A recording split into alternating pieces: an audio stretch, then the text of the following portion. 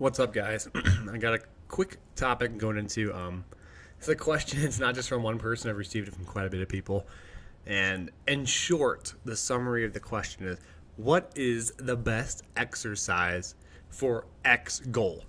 Um, and I think this is a simpler question, and also a very confusing question at the same time. And so, what I mean by that is, first off, from a very reductionist approach, meaning at a very base level, the best exercise for you is always dependent on your goal and whether or not it's helping you achieve the goal.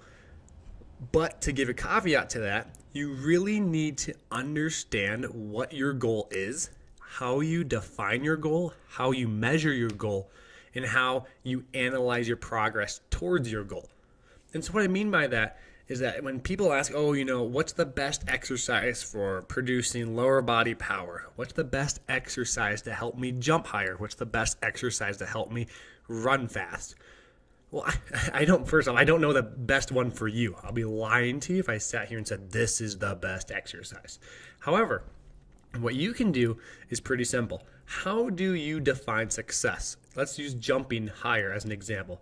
I want to jump higher. Therefore, when my vertical increases, I use that as a form of measurement to measure my progress. I measure my vertical. If my vertical goes up, I know I'm moving closer towards my goal.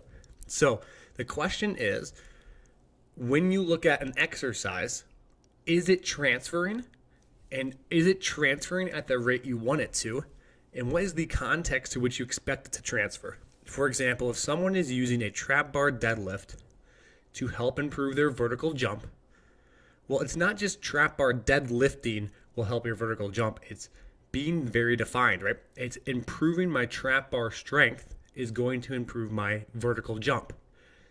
But again, it's not just strength, it's probably strength to body weight. So improving my trap bar strength to body weight ratio is going to improve my vertical jump. You have a hypothesis now. That's what you think, because we don't know, that's what we assume. And if we take that stance, then we can monitor progress in multiple ways. You can look at A, is your trap bar strength to body weight ratio going up? And then B, is it transferring to my vertical jump? And if not, why? So this is where you can start to break down and understand how and where certain exercises fit specifically for you. Maybe you say, okay, my trap bar jump height went up. Sorry, I'll take that back. My trap bar to body weight ratio went up. So I got stronger at the same body weight. My vertical jump height did not go up.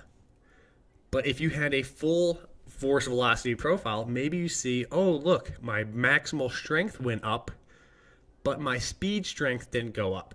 And so maybe it's a speed strength deficiency. And so that is now, we're building the framework as I talk through this, is how you begin to analyze what's best for you.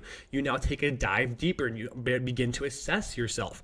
And you say, okay, my hypothesis originally was getting stronger at the trap bar, at the trap bar helped me jump. And then we said, well, that's not enough. Getting stronger, a stronger body weight to trap bar ratio is going to help me jump. And then you say, okay, getting a stronger speed strength to trap bar body weight ratio is going to help me jump. And so now you've broken it down further and further and further, but it allows you to test and understand this hypothesis and measure your progress over time. And when you do this, you now have the framework to begin learning, right? You have a building framework, because now you expect certain things to happen. If they don't happen, well, you have the ability to act upon it. So now when you're measuring progress, you want to measure progress over time. You want to say, okay, maybe I don't just want to measure 1 week and then 6 weeks from now. Maybe I want to measure every single week to learn if there's certain deviations in my progress. Maybe you made a whole bunch of progress right away and that progress stalled. And so that takes you back to the drawing board a little bit to begin to understand why are certain things going on. This same process is the same process that also works if you're trying to get, hypertrophy. You're trying to get bigger, trying to put on some more muscle mass. You go, oh, well, what's the best exercise for me? Well, assuming your nutrition's locked in, and that's obviously critically important for hypertrophy, but let's say you want to say, your goal is like, I want a bigger chest, whatever it may be. Cool.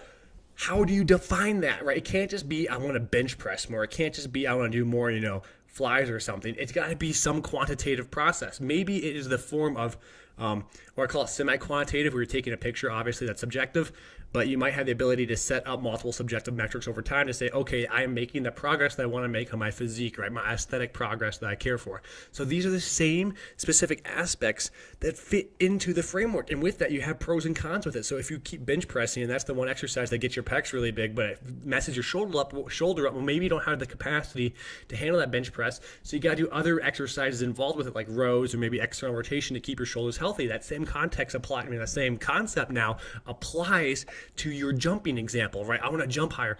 Okay, I want, trap bar is obviously very important. Well, let's say let's use squatting. Squatting is a good example. Squatting, for me is really important. But I can only squat as much as my back can handle. So getting my low back stronger gives me the more capacity to train my legs in a greater extent, which allows me to now have better adaptations that help facilitate jumping. And so when you start breaking this down, it literally begins to build your program for you. Now you say, okay, here's my primary goal, here's my primary movement. These allows me to transfer to the exact movement I want to do. So primary movement that I think hypothetically, my hypothesis, right, what I believe is going to transfer greatest over. That's what I have, and here are some limiting factors within that movement. This is what's limiting my ability to actually lift more weight. This is limiting my ability to hang on to the bar. My grip might be associated with that. And so finding ways either to get modalities and exercises that don't have those limitations, or maybe you actually have to improve some of those quote-unquote limitations to allow for the capacity to actually perform that movement. So now go back to that back squat example. You can only squat as much as your back can handle, but now you get your back stronger. Now you can train your legs to a greater extent than you could before because your back was the weakest link.